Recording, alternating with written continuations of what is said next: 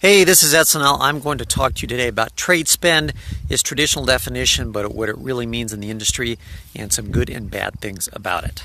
So it's that time of the day. I'm out this afternoon walking the dogs. Spent the morning working in the office, and that is my view looking to the southwest. Here's a quick vid of the Vizsla Romeo.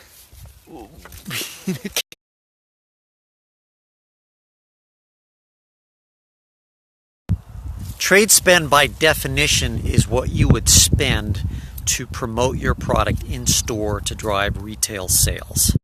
But in the industry, trade spend really is the term to define all of the costs and fees associated with selling to retail. But I want to clarify, trade spend does not include the wholesale cost of your product to the retailer. Trade spend includes, but is not limited to, the following list: payment terms, annual terms, slotting fees, free items on launch, return fees, return logistics fees, new store product fees, introductory allowances, volume pricing, transaction costs, promotions to end consumers, tagging, sampling, and ads. But there could be more, because retailers do get creative about how they want to charge money from their vendors. Trade spend averages 13.5% across all channels. Some channels it's much higher, like drug, where it's 20+%. Other channels it's lower, and some channels like club it's much lower, at 5% or less.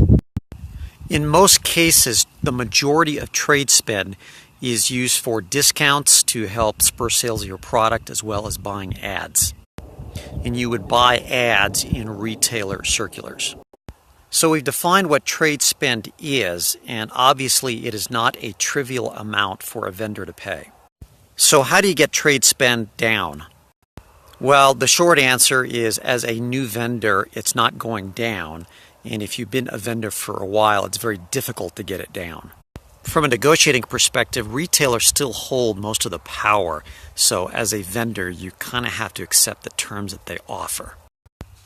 But one way to get it down is through marketing, since most of the cost of trade spend is in promotion.